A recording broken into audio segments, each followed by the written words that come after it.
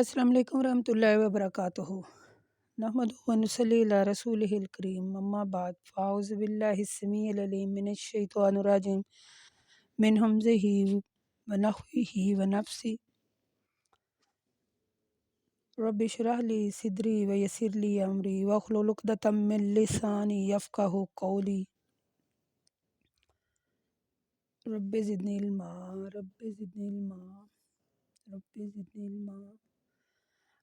अच्छा जी, आज हमारा सबक जो था वो सूरह रोम से हम पढ़ रहे थे। आयत नंबर 26 तक हमने पढ़ा। इसमें हमने जो है वो अल्लाह ताला की निशानियाँ जो हैं,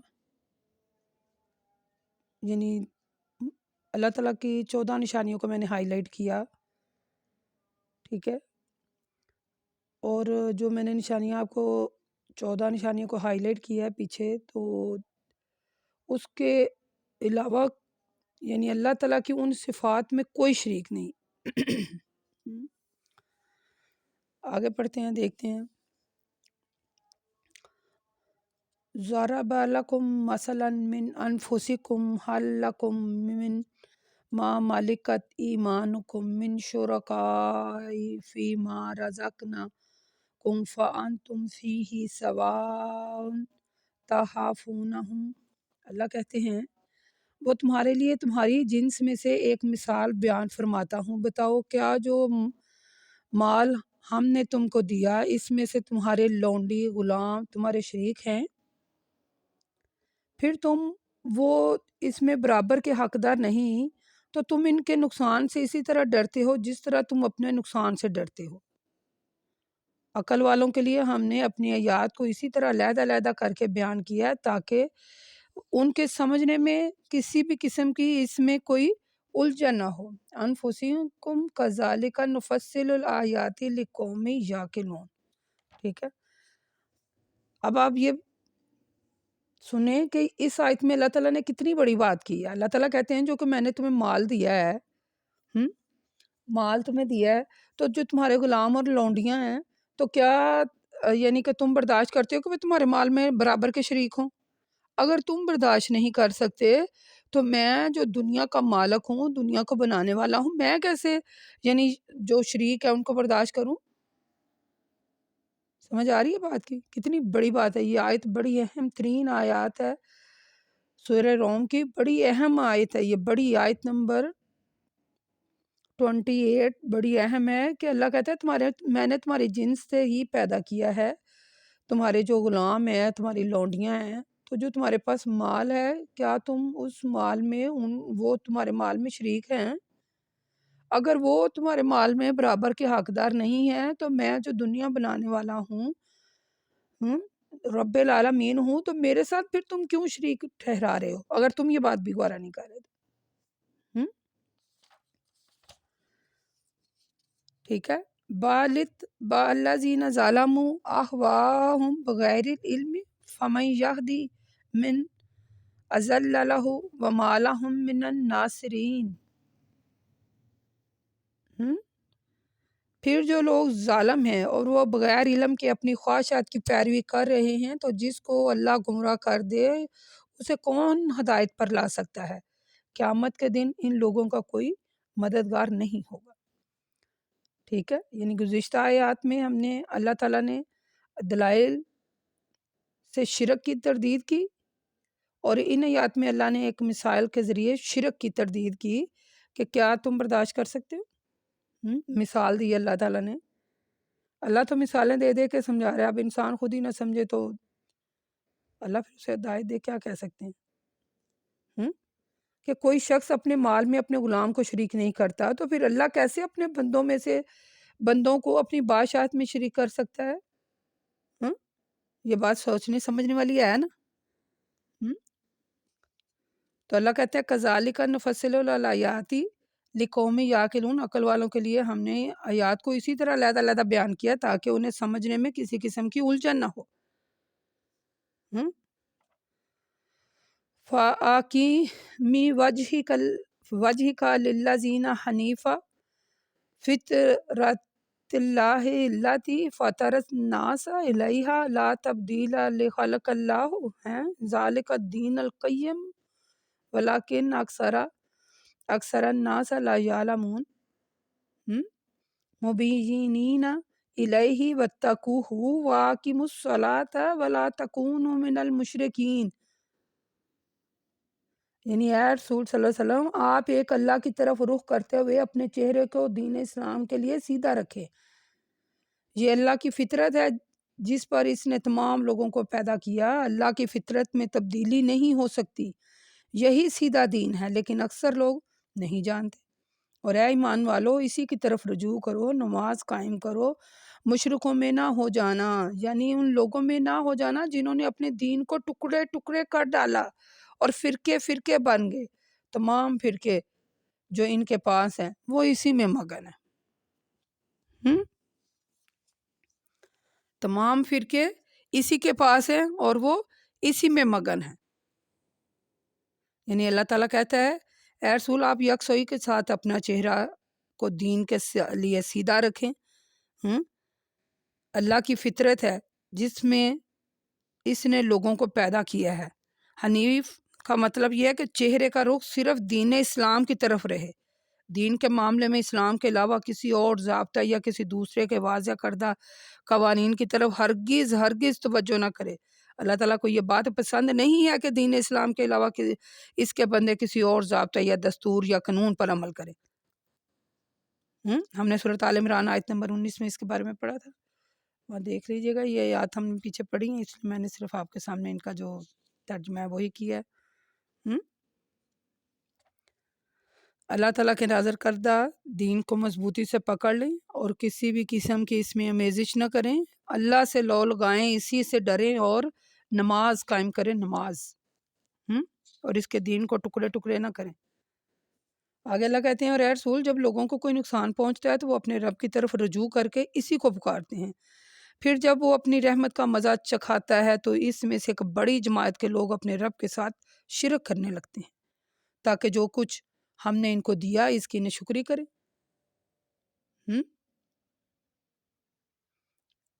تو جو ہم نے دیا لیکفروا بما آتیناہم، جو ہم نے اس کو دیا اس کی ناشکری کریں، تو اے رسول آپ ان سے کہہ دیں کہ کچھ دن فائدہ اٹھا لو، پھر ان قریب تم کو معلوم ہو جائے گا کہ اس کا انجام کیا ہوا۔ کیا ہم نے ان پر کوئی دلیل نازل نہیں کی جو ان کو اس شرک کی تعلیم دیتی ہے جو یہ کر رہے ہیں؟ جب اللہ تعالیٰ ان کو اپنی رحمت کا مزہ چکھاتا ہے تو وہ اس میں گم ہو جاتے ہیں اور اپنے رب سے شرک کرنے لگتے ہیں، اس کی ناشکری کرتے ہیں۔ تو پھر اللہ کہتے ہیں انہیں کہیں کہ کچھ دن کا فائدہ اٹھا لو، پھر تمہیں ان قریب معلوم ہو جائے گا کہ جو تم نے شرک کیا اس کا انجام کیا ہے۔ کہ جب کوئی مصیبت پہنچتی ہے تو اللہ کے سامنے گڑ گڑاتے ہو، اور جب اللہ مصیبت دور کر دیتا ہے، خوشحالی ہوتی ہے تو اس کی ناشکری کرتے ہو۔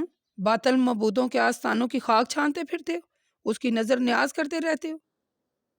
ہونا تو یہ چاہیے کہ جس اللہ نے اسے نعمتیں دیں اس کا شکر ادا کرے، اس کی نافرمانی سے بچے، اس کے ساتھ کسی کو شریک نہ ٹھہرائے، اس کو خوش کرنے کے لیے اس کے نام پر خرچ کرتا رہے، لیکن ایسا نہیں ہوتا،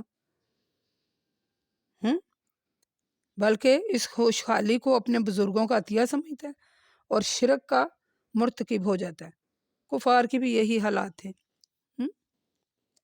ہم نے پیچھے پڑھا نا کہ کفار مکہ بھی یہی کرتے، سمندر میں تو خالص اللہ کو پکارتے، تو جب کشتی ان کی لگ جاتی تو بس پھر وَإِذَا ذَقْنَا النَّاسَ رَحْمَةً فَرِحُوا بِهَا وَإِن تُصِبْهُمْ سَيِّئَةٌ بِمَا قَدَّمَتْ أَيْدِيهِمْ إِذَا هُمْ يَقْنَطُونَ أَوَلَمْ يَرَوْا أَنَّ اللَّهَ يَبْسُطُ الرِّزْقَ لِمَن يَشَاءُ وَيَقْدِرُ إِنَّ فِي ذَلِكَ لَآيَاتٍ لِقَوْمٍ يُؤْمِنُونَ فَآتِ ذِي الْقُرْبَى حَقَّهُ وَالْمَسَاكِينَ وَابْنَ السَّبِيلِ ذَلِكَ خیر للذین یریدون وجہ اللہ واولئک هم المفلحون۔ یعنی اور اے رسول، جب ہم لوگوں کو اپنی رحمت کا مزہ چکھائیں تو یہ اس سے بہت خوش ہوتے ہیں، اور اگر ان کے اعمال کے سبب ان کو کوئی برائی پہنچتی ہے تو فوراً نا امید ہو جاتے ہیں۔ کیا انہوں نے نہیں دیکھا اللہ جس کے لیے چاہتا ہے رزق کشادہ کرتا ہے اور جس کے لیے چاہتا ہے تنگ کرتا ہے؟ بے شک اس میں ایمان والوں کے لیے بڑی نشانیاں ہیں۔ الغرض یہ مال اور دولت اللہ کا دیا ہوا ہے، ہم؟ اللہ کا دیا ہوا ہے، لہٰذا اس میں سے رشتہ داروں کو، مسکینوں کو، مسافروں کو ان کا حق دیتے رہا کیجیے۔ یہ ان لوگوں کے لیے ہے جو اللہ کی رضا کے طالب ہیں، بہت اچھا کام ہے اور ایسے ہی لوگ نجات حاصل کرنے والے ہیں۔ اور اے لوگو، جو سود تم اس لیے دیتے ہو کہ لوگوں کے مال میں زیادتی ہو تو اللہ کے نزدیک تو وہ زیادہ نہیں ہوتا، اور جو زکوٰۃ تم اللہ کی رضا جوئی کے لیے دیتے ہو تو اللہ کے ہاں اور زیادہ ہو جاتی ہے، اور جو لوگ ایسا کرتے ہیں وہ اپنے دیے ہوئے مال کو کئی گنا لیتے ہیں۔ اس آیات میں اللہ تعالیٰ نے بے ایمان لوگوں کی ایک بری خصلت کا ذکر کیا ہے۔ وہ خصلت یہ ہے کہ جب ان لوگوں کو اللہ کی طرف سے کوئی نعمت ملتی ہے تو وہ خوش ہوتے ہیں، اور جب کوئی مصیبت پہنچتی ہے تو فوراً نا امید ہو جاتے ہیں اور کیا کرنے لگ جاتے ہیں؟ ناشکری۔ جب کوئی نعمت ملے تو اس کا شکر ادا کریں، اور جب کوئی مصیبت پہنچے تو صبر کرے، ٹھیک ہے؟ یعنی یہ جو مصیبتیں ہیں یہ ہمارے اعمال کی وجہ سے ہم پر آتی ہیں، ہم؟ ہمارے اعمال کی وجہ سے یہ مصیبتیں ہم پر آتی ہیں، اور رزق کا کشادہ ہونا یا تنگ کرنا یہ اللہ کے ہاتھ میں ہے۔ اللہ کے علاوہ کوئی بندے میں یہ قدرت نہیں ہے کہ کسی کی روزی فراخ کر دے، کسی کی رزق میں تنگی کر دے۔ اس میں بڑی زبردست توحید کی نشانی ہے۔ یہ اللہ کے علاوہ کوئی داتا نہیں ہے لوگوں، کوئی داتا نہیں اللہ کے علاوہ، اور نہ کسی کے پاس رزق کے خزانے ہیں، اور وہ نہ ان میں سے کسی کو کچھ دے سکتے ہیں۔ ہم نے پیچھے پڑھ لیا نا، ہم نے پیچھے بھی پڑھا نا کہ اگر کسی بندے کے پاس مال و دولت ہے تو جو اس کے پاس غلام نوکر چاکر اس نے رکھے ہیں یا لونڈیاں نوکرانی ہیں تو کیا وہ ان کو اس میں وہ اس کے حصے دار ہیں، وہ شریک ہیں اس کے؟ نہیں۔ تو پھر اللہ جو ہے وہ کیسے ہو سکتا ہے؟ اسی طرح اللہ یہ کہتا ہے کہ میرے ہاتھ میں رزق دینا تنگ کرنا اس کے ہاتھ میں ہے۔ نعمتیں جب آتی ہیں تب تو بڑا خوش ہوتا ہے، جب نعمتیں چھن جائیں تو صبر کریں۔ اور جو لوگ اللہ کے راہ، ہم نے سورۃ بقرہ میں پڑھا نا آیت نمبر 261 میں، کہ جو بندہ اللہ کی راہ میں زکوٰۃ دیتا ہے، وہ ہم نے پڑھا تھا نا سورۃ بقرہ میں کہ ایک وہ یعنی کہ وہ جب دانہ زمین میں بوتا ہے تو اس سے 7 بالیں اگتی ہیں، ہر بال میں 700 دانے ہوتے ہیں، یعنی ایک دانے میں 700 دانے پیدا ہوتے ہیں۔ اسی طرح اللہ کے راستے میں دیا ہوا جو مال ہے ثواب کے لحاظ سے 700 گنا ہو جاتا ہے، اور اللہ جس کے لیے چاہتا ہے کئی گنا زیادہ کر دیتا ہے، کیونکہ وہ بڑی وسعت والا ہے، اور جس کو چاہتا ہے فراغی دیتا ہے۔ وہ اس بات کو بخوبی جانتا ہے کہ کس نے کس قدر خلوص سے مال کو خرچ کیا۔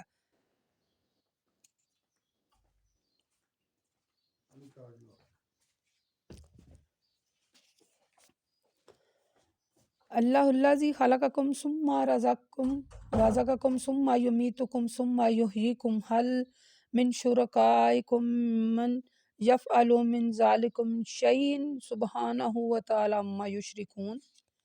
اللہ ہی ہے جس نے تم کو پیدا کیا، پھر تم کو رزق دیا، پھر تم کو موت دے گا، پھر تمہیں زندہ کرے گا۔ کیا تمہارے شریکوں میں سے کوئی ایسا کر سکتا ہے جو ان کاموں میں سے کچھ بھی کر سکے؟ جو شرک کر رہے ہیں اللہ اسے پاک ہے، بلند و بالا ہے۔ یہ آیت نمبر 40 بڑی، کیا میں اب آپ کو کہوں کیسے انسان کو سمجھائے کہ اللہ نے کھول کھول کر آیات بیان کر دی ہیں۔ کہتے ہیں اللہ ہی ہے جس نے تم کو پیدا کیا، پھر تمہیں رزق دیا، پھر تمہیں موت دی، پھر تمہیں زندہ کرے گا۔ تمہارے شریکوں میں کوئی ایسا ہے جو یہ کام کرے؟ اور اگر نہیں کر سکتا تو شرک کو چھوڑ دو۔ اللہ ہی پاک اور بلند و بالا ہے۔ سورۃ عنکبوت آیت نمبر 60 میں بھی ہم نے اس کے بارے میں پڑھا تھا۔ یہ ہم پیچھے پڑھے ہیں۔ یہ دیکھیں ان آیات میں اللہ تعالیٰ نے اپنی اور 4 صفات کا ذکر کیا ہے۔ آپ یہ 4 صفات ہائی لائٹ کر لیجئے گا۔ نمبر 1 اللہ ہی پیدا کرتا ہے، نمبر 2 رزق بھی اللہ دیتا ہے، نمبر 3 مارتا بھی اللہ ہے، اور پھر دوبارہ زندہ بھی وہی کرے گا۔ ظہر الفساد فی البر والبحر بما کسبت ایدی ناس، پھر اللہ کہتے ہیں، یہ دیکھیں اللہ کہتے ہیں لوگوں کے برے مال کی وجہ سے خشکی اور تری میں فساد ظاہر ہو چکا ہے، اور یہ اس بات یعنی ظاہر ہو چکا ہے، اور اللہ ان کو ان کے بعض اعمالوں کی سزا کا مزہ چکھائے تاکہ وہ آئندہ کے لیے اپنے برے اعمال سے باز آ جائیں۔ کل سیر فی الارض فانظر کیف کان عاقبۃ للذین من قبل کان اکثرہم مشرکین، اور اے رسول آپ ان سے کہہ دیں کہ زمین کی سیر و سیاحت کرو، پھر دیکھو ان لوگوں کا انجام کیا ہوا جو تم سے پہلے تھے، ان میں سے اکثر مشرک تھے اور وہ اسی وجہ سے برباد ہوئے۔ ہم؟ یعنی اللہ تبارک و تعالیٰ نے یہ خشکی اور تری میں بگاڑ پیدا ہو گیا ہے نا، جو یہ اللہ تعالیٰ نے یہی کہا ہے کہ جو برے اعمال کرتے ہیں وہ ان سے باز آ جائیں۔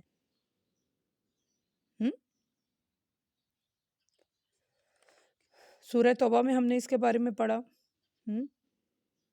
اس میں دیکھ لیجئے گا، یہ آیات بڑی زبردست آیات ہیں۔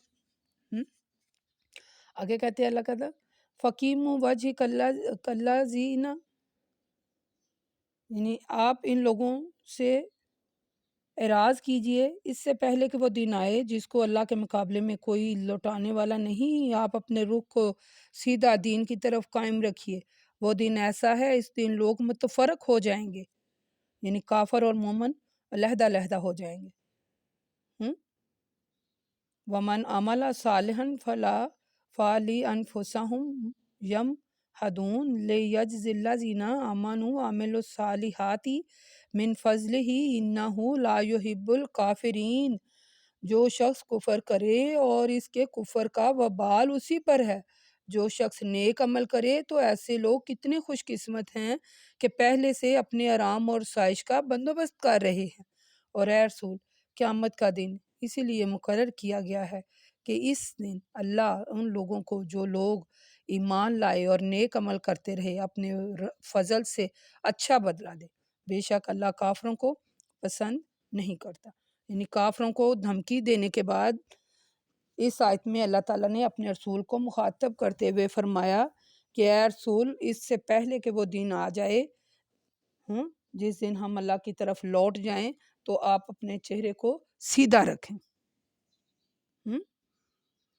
یعنی یہ جو حکم ہے، اس قسم کے جو حکم ہے اللہ نے اسی صورت میں پہلے بھی دیا، یعنی ہم نے وہ آیت نمبر 30 میں بھی ایسے ہی پڑھا کہ اپنے چہرے کو سیدھا رکھیں۔ یعنی دین اسلام دین فطرت ہے، دین اسلام کی بنیاد توحید ہے۔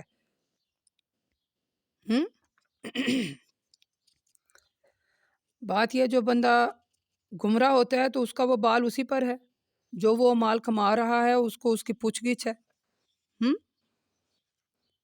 ٹھیک ہے، ومن آیات ہی یرسل، پھر آگے اللہ تبارک و تعالیٰ کہتے ہیں اور اس کی نشانیوں میں سے ایک نشانی یہ بھی ہے کہ وہ خوشخبری دینے والی ہوائیں بھیجتا ہے تاکہ وہ ہواؤں کی تخریج، یعنی جب ہوائیں چلتی ہیں تو بارش ہوتی ہے۔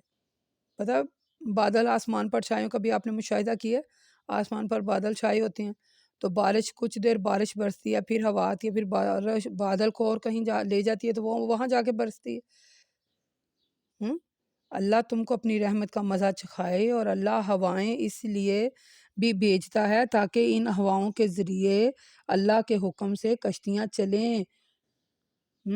تم اللہ کا فضل تلاش کرو اور اس کا شکر ادا کرو، اور اے رسول، ہم نے آپ سے پہلے بہت سے رسولوں کو ان کی قوموں کی طرف بھیجا اور وہ ان کے پاس معجزے لے کر آئے، لیکن قوم کے لوگوں نے انہیں جھٹلایا اور یعنی انہیں جھٹلایا اور گناہ کرتے رہے، تو ہم نے ان گناہ گاروں سے ان کی سرکشی کا انتقام لیا اور انہیں نیست و نبود کر دیا، اور مومنین کی مدد کرنا تو ہم پر لازم ہے اور ہم ان کی مدد کرتے رہتے ہیں۔ اللہ وہی ہے جو ہواؤں کو چلاتا، پھر وہ بادلوں کو اٹھائے پھرتی ہیں، پھر اللہ اس بادل کو جس طرح چاہتا ہے بلائی فضاؤں میں پھیلا دیتا ہے، کبھی ٹکڑے ٹکڑے کر دیتا ہے، کبھی آپ دیکھتے ہیں کہ بادل کے درمیان سے پانی نکلنے لگتا ہے، پھر اللہ اپنے بندوں میں سے جس پر چاہتا ہے اسے برساتا ہے تاکہ وہ خوش ہو جائے۔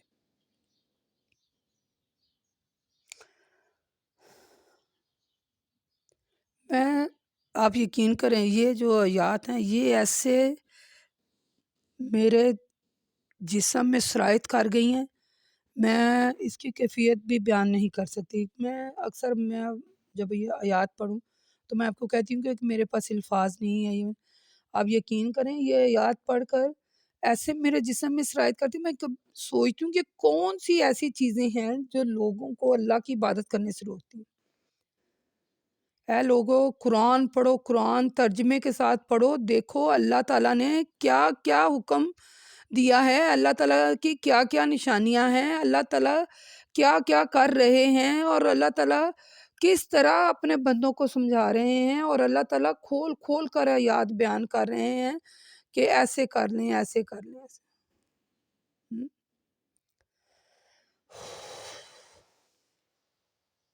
ہم؟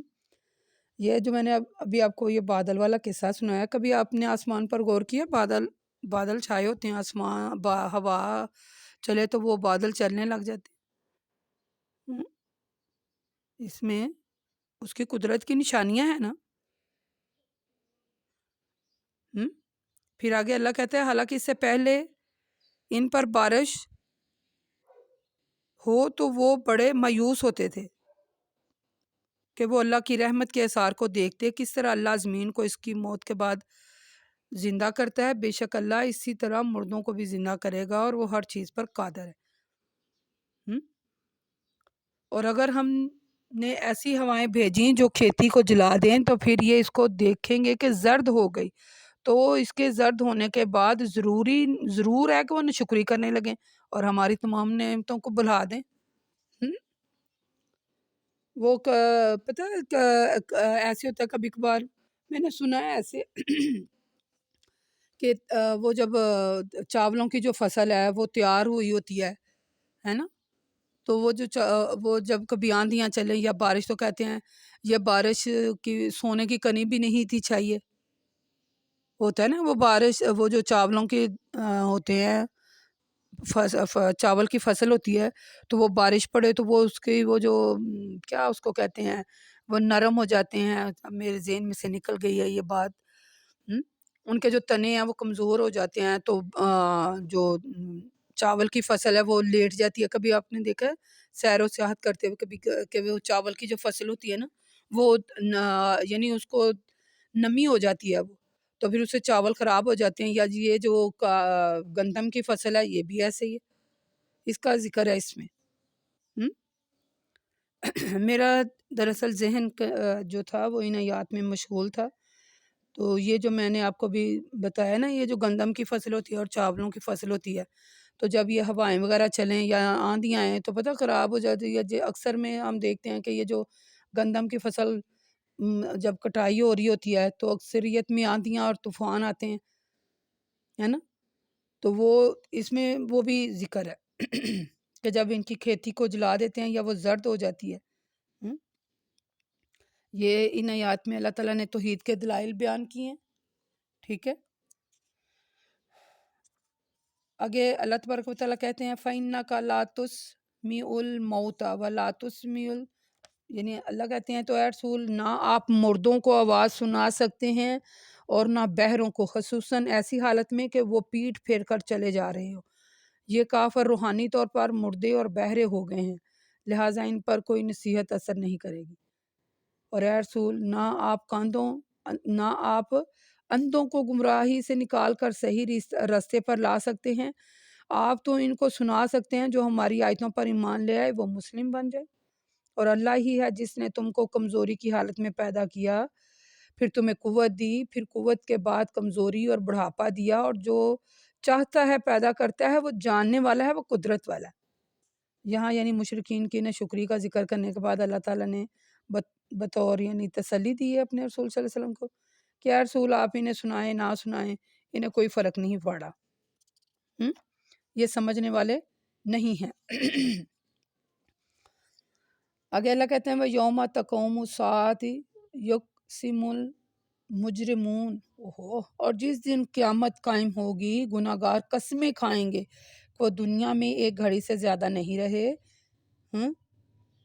جس طرح یہ قیامت کے دن غلط اندازہ لگائیں گے، اسی طرح دنیا میں بھی غلط اندازے لگاتے رہے ہیں اور صحیح راستے سے بھٹک گئے تھے، لیکن فَيَوْمَئِذٍ لَا يَنْفَعُ الَّذِينَ ظَلَمُوا مَعْذِرَتُهُمْ وَلَهُمْ يُسْتَتَابُونَ۔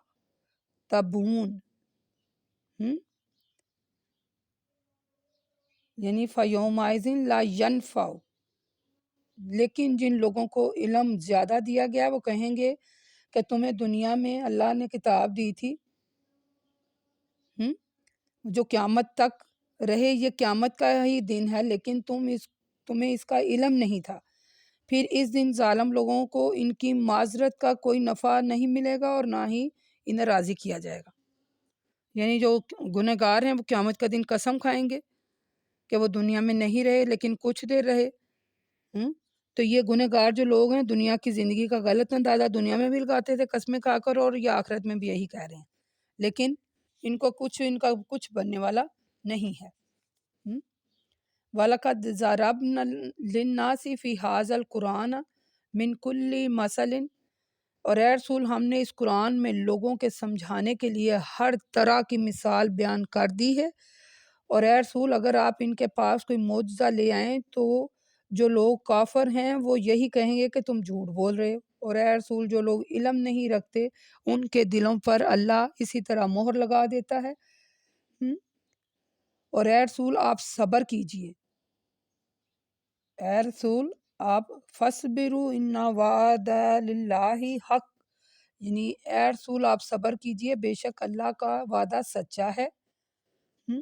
اور آپ ہوشیار ہو جائیں کہ یہ لوگ جو اللہ کی باتوں پر یقین نہیں رکھتے کہیں ایسا نہ ہو کہ آپ بھی ڈگمگا جائیں اور صبر اور استقامت کا ساتھ چھوڑ دیں۔ یہ آیات جو ہیں یہ ہم سورت پیچھے بقرہ، سورت آل عمران، سورت بقرہ میں زیادہ، سورت اعراف، سورت ہود میں ہم ان کا ذکر پڑھ آئے ہیں کہ یہ لوگ کیسے جو ہیں وہ باتیں کرتے ہیں اور کیسے ان کے کام ہیں۔ بات یہ ہے کہ قرآن پاک کی مثالوں پر غور کرنا چاہیے اور اس سے نصیحت حاصل کرنی چاہیے اور صبر اور استقامت سے کام لینا چاہیے، بے صبری کا مظاہرہ نہ کرے۔ نصیحت کی باتیں انہی لوگوں پر اثر کرتی ہیں جو سمجھ بوجھ رکھتے ہیں، جو شعور رکھتے ہیں، ٹھیک ہے۔ تو یہ سورۃ روم الحمدللہ ہماری مکمل ہو گئی۔ اس کی یہ آخری آیات تھی جو میں نے آپ کے سامنے اس کی تلاوت کی اور اس پڑھا۔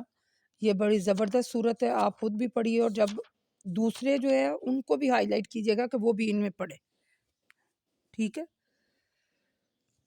اس کو سمجھ کے پڑھیے گا۔ میری بھی اللہ سے دعا ہے، آئیں دعا کرتے ہیں مل کے، یا اللہ یہ جو کچھ ہم پڑھ رہے ہیں اس کو یعنی سمجھ کر پڑھنے کی توفیق عطا فرما اور اس پر عمل کرنے کی توفیق عطا فرما۔ یا اللہ ہم ہدایت کے طلبگار ہیں، ہمیں ہدایت نصیب کر، آمین ثم آمین۔ آج ہماری سورۃ روم الحمدللہ مکمل ہو گئی۔ یہ اس کی آخری آیت تھی، اس کی 60 آیات ہیں۔ وَقُولُوا قَوْلِي هَٰذَا لِأَسْتَغْفِرَ اللَّهَ، السلام علیکم ورحمۃ اللہ وبرکاتہ۔